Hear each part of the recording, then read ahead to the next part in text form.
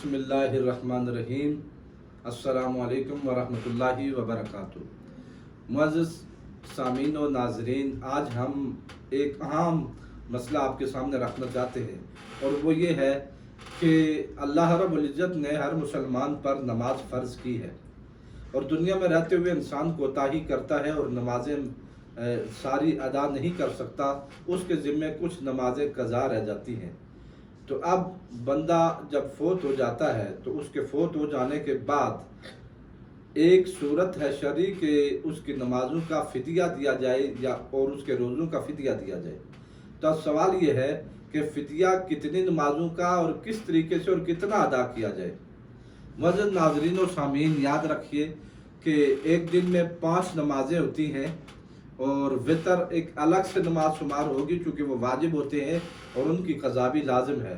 تو گویا ایک مسلمان کے ذمے ایک دن کی 6 نمازیں بنتی ہیں، اور ایک نماز کا فدیہ ایک روزے کے برابر ہے، صدقہ فطر کے برابر ہے، یعنی ایک روزے کا جتنا جو فدیہ ہوتا ہے۔ تو گویا ایک نماز یا ایک روزے کا فدیہ صدقہ فطر کے برابر ہے۔ اب وہ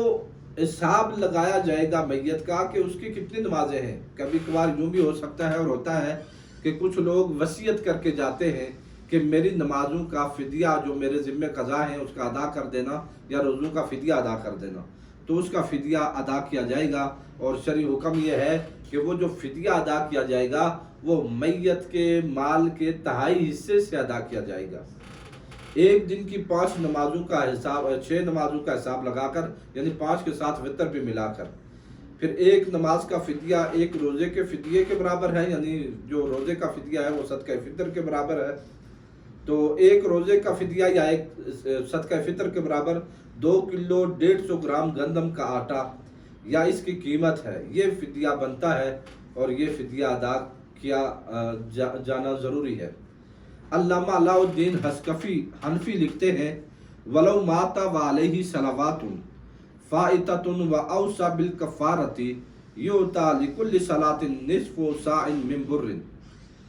كَالْفِطْرَةِ وَكَذَا حُكْمُ الْوِطْرِ وَلِصَوْمِ وَإِنَّمَا يُؤْتَى مِن ثُلُثِ مَالِهِ۔ اگر کوئی شخص فوت ہو جاتا ہے اور اسی کئی نمازیں قضا ہیں، اور اس نے ان نمازوں کے کفارہ کی وصیت بھی کی ہوئی ہے، تو ہر نماز کے لیے نصف سا 2 کلو گرام گندم کفارہ دے۔ اسی طرح وطر اور ہر روزے کا کفارہ بھی ہے، اور یہ کفارہ اس میت کے 2.5 مال سے دیا جائے گا۔ رد المختار میں یہ عبارت موجود ہے۔ اب اگر کئی سالوں کی نمازیں ہیں، بہت ساری نمازیں ہیں، اور اگر کسی کو اس کی مدت کا اندازہ نہیں ہے کہ اس کی ذمہ کتنی نمازیں قضا ہوں گی، تو میت کی کل عمر شمار کی جائے گی، اور اس کی کل عمر سے اگر مرد ہے تو 12 سال، اگر عورت ہے تو 9 سال نکال لیے جائیں گے جو انہوں نے نابالغ عمر گزاری ہے، وہ نکال کے باقی کل عمر کا حساب لگا کر اس کی نمازوں اور روزوں کا فدیہ ادا کیا جائے گا۔ اگر فدیہ کی رقم اس کے ترکے سے تجاوز کر جائے، یعنی جو اس کا 2.5 مال بنتا ہے وہ کم ہے اور فدیہ کی رقم زیادہ بن جاتی ہے، تو پھر اس صورت میں اس کے ورثاء پر ہوگا کہ اگر وہ اجازت دیتے ہیں تو جو مال ان کا حق ہے اس میں سے اس کا فدیہ ادا کیا جائے گا، وہ اپنے حصے سے یا اپنی جانب سے بطور تبرع اور فضل و احسان ادا کر دیں، تو یہ ان کی نیکی ہوگی اور فدیہ یوں ادا کیا جائے گا۔ جس بندے کے ذمہ نمازیں باقی ہوں گی، قضا ہوں گی، ان کا فدیہ اس انداز سے ادا کرنا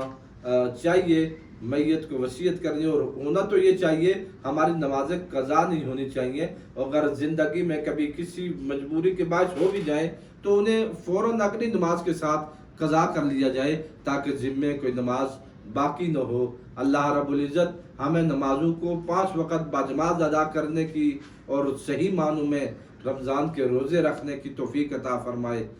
وآخر دعوانا ان الحمدللہ۔